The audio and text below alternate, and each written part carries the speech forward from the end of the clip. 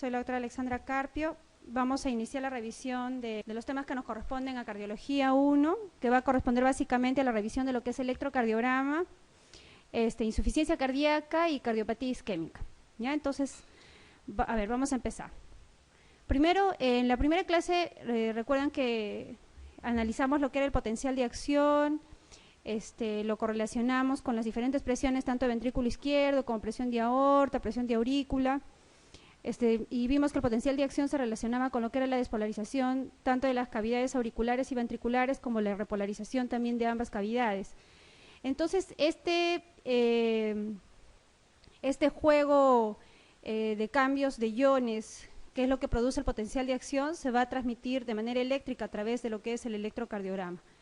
El electrocardiograma no es más que un trazado gráfico, lineal, que se obtiene desde la superficie del corazón o desde la superficie corporal, perdón, y ese representa la actividad eléctrica generada por el corazón a través de pequeñas placas de metal que se localizan en puntos preestablecidos que se llaman derivaciones y que vamos a analizar en lo posterior.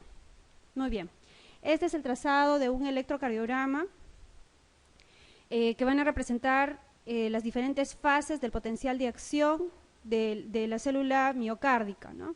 Aquí vamos a ver lo que es el electrocardiograma o el trazado, lo que corresponde a un ciclo cardíaco. Está conformado por ondas, como vemos aquí la onda P, la onda T, la onda U, por complejos, que viene a ser el complejo QRS, por segmentos, que tenemos el segmento PR, el segmento ST, y por intervalos, ¿no? El intervalo PR y el intervalo QT. Entonces aquí primero vamos a analizar lo que es la onda P. La onda P sabemos que representa la despolarización ¿de quién? De la aurícula, despolarización auricular. Luego vamos a tener el complejo QRS, que representa la despolarización del ventrículo, ¿no? Ventrículo izquierdo básicamente, ¿no? Porque es la que representa la mayor masa de las cavidades ventriculares.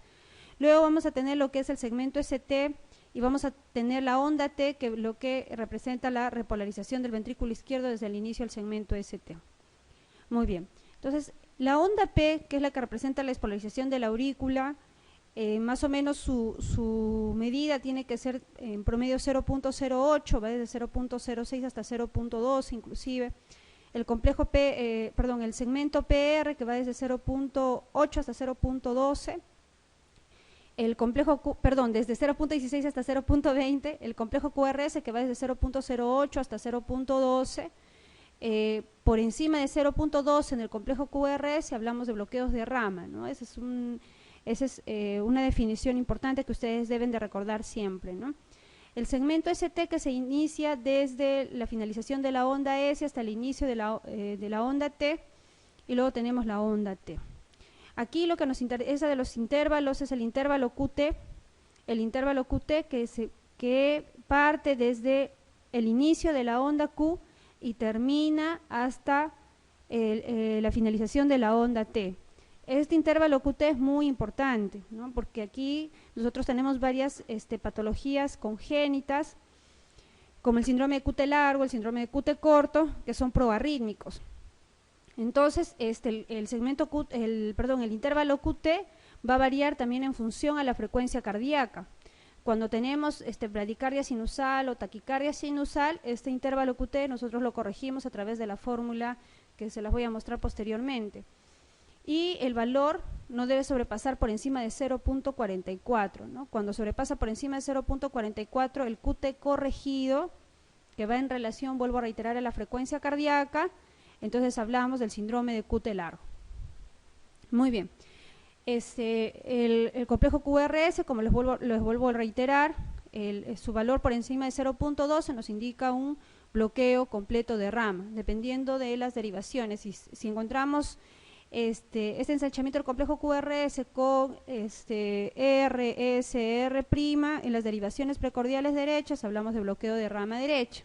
Si encontramos esa misma morfología RSR', vamos a tener esa presentación en las imágenes de bloqueo completo de rama izquierda cuando se presenta en las derivaciones B5, B6, D1 y ABL. Vamos a ver todo esto de las derivaciones en las láminas posteriores, ¿ya? Y algo importante señalar que este cuadriculado que nosotros vemos aquí Va a estar formado por cuadraditos pequeños que cada uno representa 0.2 segundos en la línea de las abscisas, y en la línea de las Y vamos a tener que representa cada uno 0.5 milivoltios. Los 5 cuadrados van a representar 5 milímetros, y hacia el eje horizontal vamos a tener que 5 cuadrados van a representar 5 milímetros, ¿no? Vamos a pasar a la siguiente. Entonces, el electrocardiograma no es más que la traducción de lo que habíamos conversado, que viene a ser el potencial de acción. Sabemos que el potencial de acción, la despolarización del miocardio se produce a nivel del nodo sinusal. El del nodo sinusal posteriormente va a despolarizar la aurícula izquierda, la aurícula derecha, va a despolarizar todos los segmentos, va a pasar hacia el nodo auriculoventricular, hacia las ramas del gisse Purkinje, y posteriormente va a despolarizar lo que es ventrículos, ¿no? Primero el septo interventricular, luego los ápices de ambos ventrículos, la pared lateral y finalmente las bases de ambas cavidades ventriculares. Entonces, todo este mecanismo de despolarización que se produce a nivel de las cavidades del miocardio van a ser traducidas a través del electrocardiograma. Para nosotros el electrocardiograma es un instrumento, es una herramienta fundamental porque nos dice muchas cosas, ¿no? Es el examen auxiliar de primera mano en lo que corresponde a la evaluación cardiológica. Muy bien. Entonces, volviendo a reiterar, en la línea de las abscisas vamos a tener el tiempo, en la línea de las coordenadas vamos a tener lo que es el voltaje. Cada 5 cuadrados va a representar en este caso 40 milisegundos, y cada cuadrado grande va a representar lo que son los 200 milisegundos, o 200 milisegundos, 5 milímetros, perdón, 5 milímetros. Entonces, el papel va a correr aquí a una velocidad siempre constante, esto está estandarizado a nivel internacional, y la velocidad constante es de 25 milímetros por segundo, y el voltaje se va a dar en 10 milímetros siempre. Entonces, cuando nosotros vemos un trazado electrocardiográfico, no solamente es ver el trazado del electrocardiograma, sino que además en el papel conste la velocidad a la que corre y también el voltaje en que está corriendo el trazado electrocardiográfico.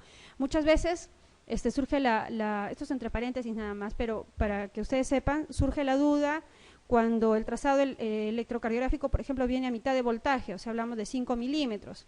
Entonces hay complejos de muy bajo voltaje, sobre todo las precordiales, y nos indica una serie de patologías como derrame pericárdico, taponamiento cardíaco, etcétera, ¿no? Nos inclina a unas determinadas patologías, o viceversa. El voltaje que esté al doble, o sea, en 20 milímetros, por darnos unos trazados de complejos QRS muy altos, de gran voltaje, y no verificamos el valor estándar del trazado electrocardiográfico, entonces estamos sospechando erróneamente cualquier signo de sobrecarga o hipertrofia de alguna cavidad. Entonces, por eso es importante ver la velocidad, que debe ser constante en 25 milímetros por segundo, y también el voltaje.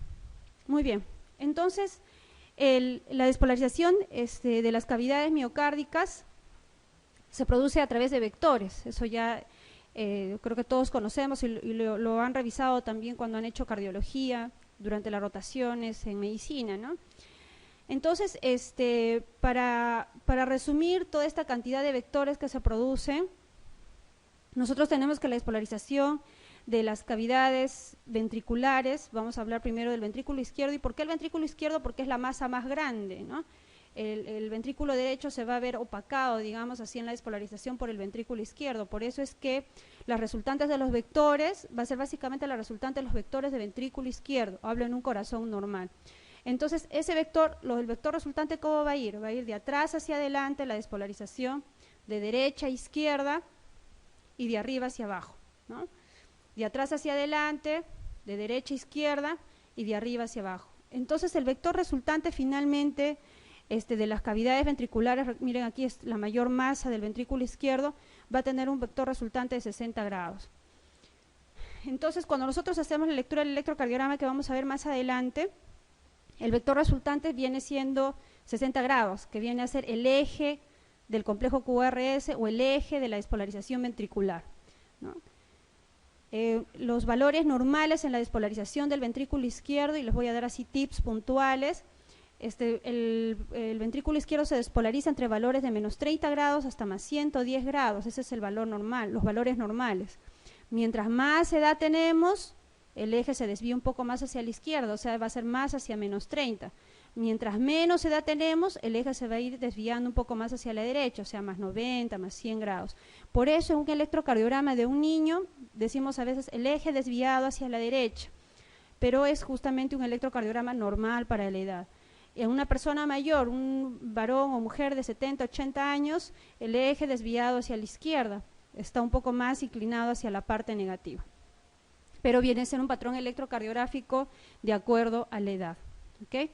Entonces, sí sería patológico, por ejemplo, encontrar un joven de 11 años o un niño de 11 años con un eje de despolarización del ventrículo izquierdo en menos 30, ¿no? Nos estaría hablando de crecimiento de cavidades izquierdas, o viceversa. Un adulto mayor de 80 años, digamos, con un eje del ventrículo izquierdo desplazado hacia la derecha, más 100 grados, vamos a suponer, estaría hablándonos de crecimiento de cavidades derechas. Entonces, lo que tiene que recordar siempre es que la despolarización del ventrículo izquierdo, al igual que la aurícula, se produce de atrás hacia adelante, de arriba hacia abajo y de derecha a izquierda. Esa es la base fundamental para poder entender el trazado electrocardiográfico. Otro punto, y que vamos a aprovechar esta gráfica, es que nosotros aquí vamos a tener lo que son las derivaciones precordiales y las derivaciones de miembros. En este caso, en esta gráfica que está en el plano frontal, vamos a tener las derivaciones de miembros, ¿no? Entonces, cada uno debe señalarse para que así nunca se olvide, ¿no? ABL va hacia la izquierda, que está en esta parte alta, D2 hacia abajo, D3 hacia abajo, ABF va hacia 90 grados y ABR va hacia la derecha. Entonces, un punto importante aquí que siempre ustedes tienen que recordar es que todo lo que va a ir hacia la derecha va a tener una vertiente negativa. Cuando veamos el trazado electrocardiográfico, como nuestro vector resultante va a ir así, va a ir más o menos hacia más 60 grados, entonces todo lo que va hacia la derecha va a ser negativo, y por eso vamos a ver que en la derivación ABR, cuando veamos en lo posterior, vamos a encontrar una onda P negativa, una onda T negativa, un complejo QRS negativo, ¿ya?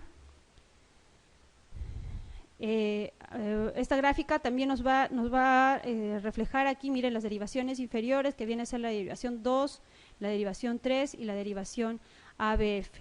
Estas derivaciones vienen a representar las derivaciones de la cara inferior del ventrículo izquierdo. La derivación D1, como ustedes ven aquí, esto es el ventrículo izquierdo, representa la parte lateral del ventrículo izquierdo. La derivación ABL, la derivación lateral alta del ventrículo izquierdo, y ABR obviamente de las derivaciones derechas.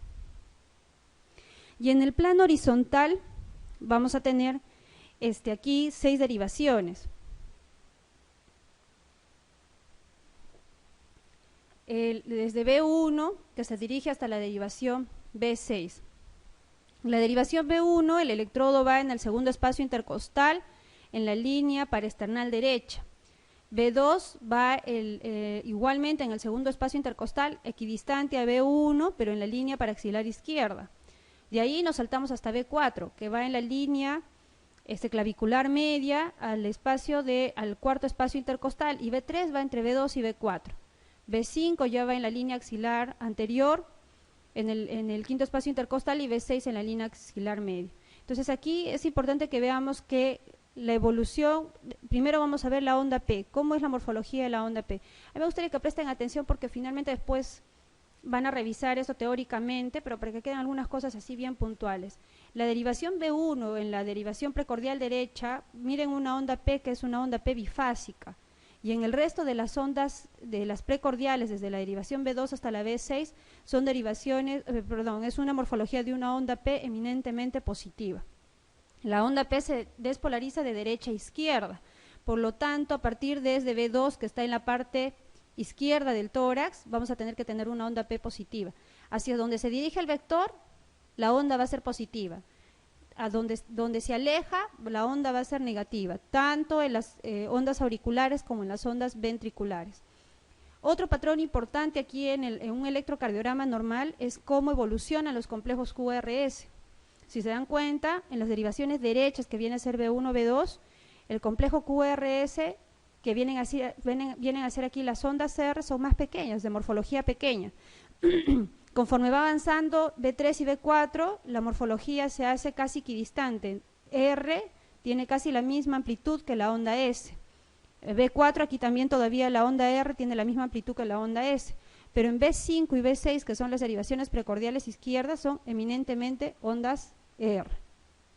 Porque aquí, en la zona lateral del ventrículo izquierdo, es donde con mayor fuerza va la despolarización del ventrículo izquierdo, ¿no? Se dirige completamente hacia la zona izquierda, por lo tanto el complejo QRS tiene que ser eminentemente positivo.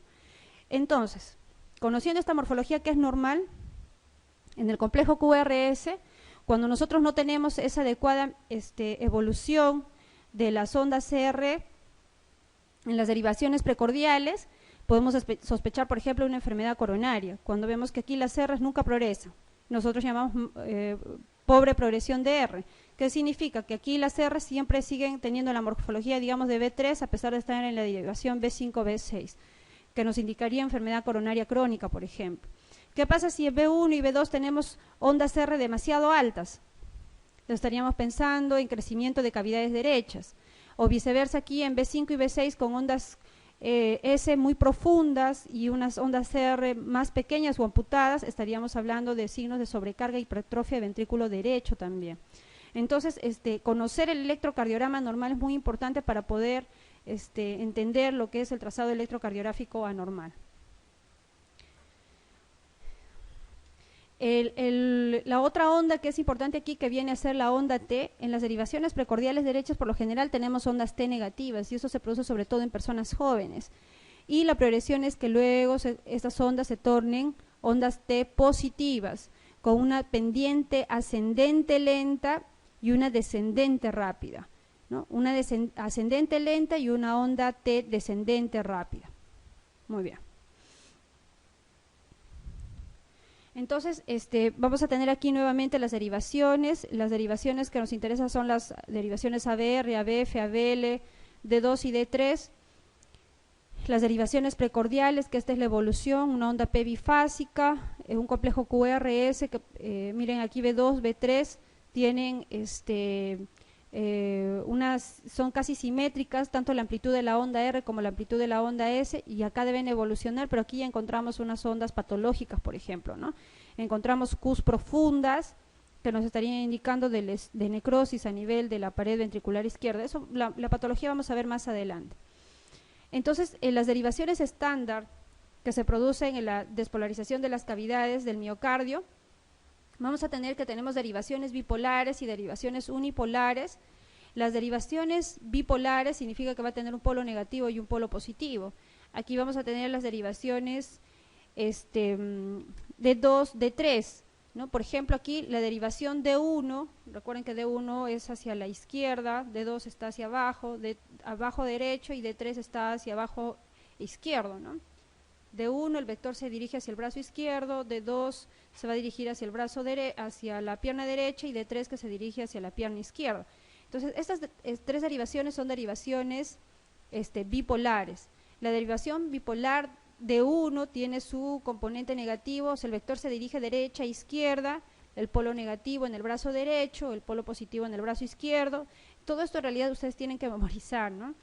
La derivación de 2, que vamos a tener que el polo negativo está en el brazo derecho, el polo positivo es en la pierna izquierda. Aquí en estas derivaciones no participa lo que es la pierna derecha, solamente la pierna izquierda. Y la derivación de 3, que el polo negativo se encuentra en el brazo izquierdo y el polo positivo se encuentra en la pierna izquierda. Y vamos a tener también las derivaciones unipolares. En las unipolares, que vamos a tener la derivación ABR, la derivación ABL y la derivación ABF, ¿ya? Que su polo del ABR se encuentra en el brazo derecho, el polo positivo del ABL en el brazo izquierdo, y el polo positivo del ABF se encuentra en la pierna izquierda. Muy bien. Entonces vamos a pasar. La derivación ABF del electrocardiograma es una derivación bipolar de miembros. Solo las derivaciones bipolares de miembros son la derivación D2, D3 y D1. D1, D2 y D3. Es una derivación precordial. Las derivaciones precordiales va de B1 a B6. Es una derivación unipolar que tiene su polo en el brazo izquierdo. En el brazo izquierdo, ¿quién está? ABL, perfecto. Y en el brazo derecho, ABR, ¿no? ¿Es una derivación unipolar que tiene su polo en la pierna izquierda? Correcto, ABF tiene su polo en la pierna izquierda. A ver, volviendo a recalcar, ABL tiene el polo en la mano, en el brazo izquierdo, ABR en el brazo derecho y ABF en la pierna izquierda, ¿no? Entonces es una derivación unipolar que tiene su polo en la pierna izquierda. ¿Recoge la diferencia potencial entre ambas piernas? No, porque la pierna derecha no participa en lo que son las derivaciones de miembros. La respuesta es la D. Muy bien, cuando nosotros, la idea es que en esta clase no van a aprender electrocardiograma. Miren, para nosotros aprender electrocardiograma llevamos 3 cursos de electrocardiograma, ¿no? Entonces, en 3 años, o sea que no vamos a pretender aprender la lectura de un electrocardiograma en una clase, pero sí hay situaciones puntuales que debemos de comprender. Lo que corresponde al eje del ventrículo izquierdo, que es el que nos orienta, el vector resultante de la despolarización del ventrículo izquierdo, se obtiene justamente a través de la perpendicular que se produce de un determinado vector. Nosotros tenemos en las derivaciones de miembros, que esta gráfica es para mostrar esto justamente. Oh.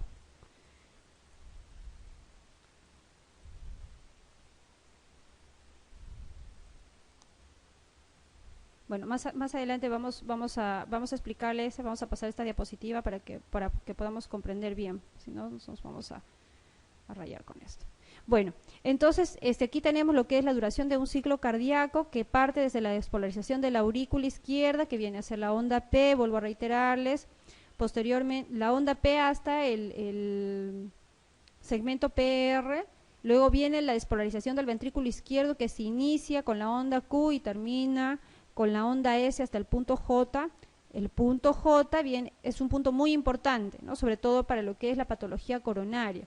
El punto J es la unión de la onda S con el inicio del segmento ST.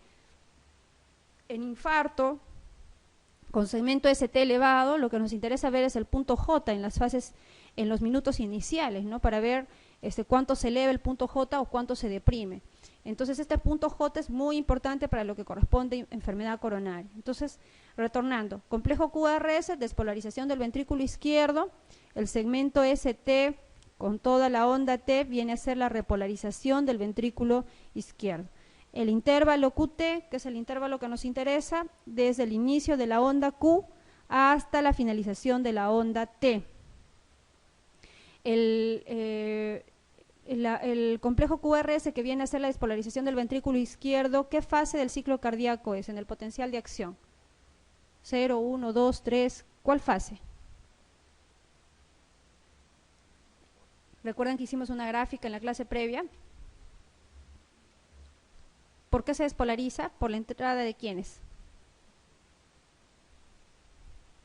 ¿Cómo se inicia la despolarización? Aquí hay otra grafiquita. Vamos a ver. Entrada de sodio, ¿no? Inicia la despolarización del ventrículo izquierdo. Y quien da la meseta va a ser el ingreso de calcio, ¿no? Y la repolarización ventricular está a cargo de ¿quién? En el potencial de acción. Potasio, ¿no? Potasio. Fase 0 del potencial de acción, sodio. Perdón, 1. Fase 1, sodio. Fase 0, perdón, sodio. 1, la pequeña Q. El 2, calcio. Y la fase de repolarización, potasio. Eso no tienen que olvidarse, por favor. Despolarización, sodio. Meseta, calcio. Repolarización, potasio. Muy bien. Entonces vamos a pasar aquí. El punto J del electrocardiograma, ¿qué es? A ver, recuerden el punto J, que mencionamos que es el punto que nos interesa en la enfermedad coronaria. La unión de la onda Q con la onda R, la unión del segmento ST con la onda T, la unión del espacio PR con la onda R, el punto más bajo del segmento ST, o la unión de la onda S con el segmento ST. La unión de la onda S con el segmento ST, perfecto. Recuerden, punto J, sinónimo de enfermedad coronaria, ¿no? Entonces, vamos aquí a repasar un poco lo que es las características de cada una de las ondas. En la onda P, ¿qué nos interesa ver? Es la polaridad. Al igual que el ventrículo izquierdo, las aurículas se despolarizan de atrás hacia adelante, de derecha a izquierda y de arriba hacia abajo. Entonces el vector resultante se va a ir hacia más 60 grados, ¿no? Se va a ir hacia el lado izquierdo. Entonces todo lo que va hacia la punta del vector va a ser positivo, todo lo que se aleja de la punta del vector es negativo. Entonces en la polaridad nosotros vamos a tener ondas positivas, siempre en el electrocardiograma, las derivaciones inferiores, la onda P debe ser positiva en un electrocardiograma normal. ¿Qué derivaciones? 2, 3 y ABF. Eso es importante, por favor. D1 y ABL también siempre es positiva y siempre también va a ser negativa en la derivación ABR, porque se aleja del vector resultante. Tenemos las ondas que son positivas, negativas o plus minus, que llamamos la onda bifásica o difásica, que es esta. Tenemos la negativa positiva, que es la minus plus, negativa positiva. Esas son las diferentes morfologías de la onda, de la despolarización de la onda P. Cuando la onda P, siendo positiva, es muy alta de amplitud, hablamos de crecimiento de ¿qué cavidades? Derechas. Cuando la onda P es muy amplia en cuanto al tiempo, a duración en segundos, crecimiento de ¿qué cavidades? Izquierdas. ¿Dónde evaluamos, en qué derivaciones evaluamos mejor a la onda P? Derivación D2 y derivación B1. En la derivación D2, la onda P debe ser siempre positiva, y en la derivación B1, la onda P siempre bifásica. Entonces, cuando queremos o sospechamos en el crecimiento de aurícula derecha o aurícula izquierda, ¿dónde vemos en el electrocardiograma? D2. Igualmente, crecimiento de aurícula derecha o izquierda en las derivaciones precordiales, B1. Perfecto. Entonces, la onda P parte del nodo sinusal. Miren aquí cuántos vectores forma la despolarización de las auriculares. Del nodo sinusal, un vector que viene a ser el ABR, que es un vector bien pequeño, por eso es opacado por el resto de vectores. Luego tenemos los vectores que van a despolarizar la aurícula izquierda y los vectores que van a terminar de despolarizar la aurícula derecha. La mayor masa va a estar formada por las cavidades izquierdas. Entonces, por eso el vector resultante va a ser más 60 grados. ¿Dónde se ubica más 60 grados? En la derivación de 2. Por eso esta es la derivación que permite la evaluación adecuada de la morfología de la onda P. ¿Okay? ¿Qué pasa cuando las derivaciones en la cara inferior, las ondas P en la cara inferior son negativas? A ver, ¿qué sospecharía? Lo normal decimos que la onda P sea positiva en la derivación de 2. ¿Y qué pasa si la onda P es negativa en D2? ¿Cómo estaría yendo la despolarización? Así, a la mala. ¿Cómo iría la despolarización? ¿Iría hacia abajo? No, no es cierto, porque si va hacia abajo, ¿cómo tendría que ser la onda P? Positiva. ¿Cómo estaría yendo la despolarización si la onda P fuera negativa en D2? Hacia arriba, ¿no? Entonces, miren, es sencillo, va hacia arriba. Entonces, ¿quién estaría comandando la despolarización? Sería en la parte baja. Eso nosotros llamamos ritmo atrial bajo, por ejemplo, ¿no? Porque la despolarización ya no se produce en el nodo sinusal, sino se está produciendo mucho más abajo. Entonces, el vector para la despolarización de las aurículas ya no va a irse hacia abajo, sino va a ir hacia arriba. Y vamos a tener una onda P negativa en las derivaciones de 2, por ejemplo. Eso solamente como un paréntesis. Pero eso es para que ustedes comprendan, entonces, que la resultante del vector, hacia donde se dirige el vector, siempre va a ser una onda P positiva en derivación de 2. Muy bien. Y en la derivación B1, que vamos a tener la famosa onda bifásica u onda difásica, cuando esta onda positiva es mucho más alta en la derivación B1, crecimiento de aurícula derecha. Cuando esta onda P negativa es más larga que la positiva, crecimiento de aurícula izquierda. Y el resto de las ondas P, desde la derivación B2 hasta la derivación B6, deben ser siempre positivas. Chicos, solo son tips. Y la duración de la onda P y su medición, ¿cómo vamos a hacer? La onda P se mide, miren la forma correcta, cómo se mide una onda P. Desde el inicio de la onda P hasta la culminación de la onda P. Si nosotros medimos hacia arriba, vamos a hacer que la onda P sea un poquito más grande. 0.02 segundos ya implica crecimiento de la cavidad. Entonces, esta es la forma correcta de medir la onda P. Las mediciones de las ondas, los complejos y los intervalos va a variar en función a la edad. Por ejemplo, mientras más pequeño, de 0 a 12 meses, 80 milisegundos, eso significa 2 cuadraditos. Más de 12 años o una persona adulta, 100 milisegundos en promedio, o sea, 2.5 cuadraditos. ¿Dónde medimos la onda P? En derivación de 2. El intervalo PR, que viene a ser también, o está conformado, mejor dicho, por la onda P, o sea, la despolarización de las aurículas, hasta antes de la despolarización del ventrículo izquierdo. Entonces, este intervalo PR nos es muy útil porque a nosotros nos permite analizar lo que es la conducción desde el inicio de la despolarización de la aurícula izquierda, desde la aurícula hacia el ventrículo izquierdo. Entonces, todas las alteraciones que se puedan producir en la conducción de la aurícula hacia el ventrículo izquierdo implica una patología. Por ejemplo, cuando este intervalo PR se prolonga, ¿de qué hablamos? Chicos, eso ustedes saben. Bloqueos. Cuando este intervalo PR se acorta, ¿de qué hablamos? Preexcitación. ¿Ya? Entonces recuerden que este intervalo PR está comprende la despolarización de la aurícula hasta antes de que se despolarice el ventrículo izquierdo. Entonces sus alteraciones nos van a indicar todas las patologías que puedan suscitarse en esa conducción auricular hasta antes del ventrículo. Prolongación del intervalo PR, bloqueos. Eso vamos a hacer posteriormente en arritmias, pero implica bloqueos. Y un PR corto que implica preexcitación.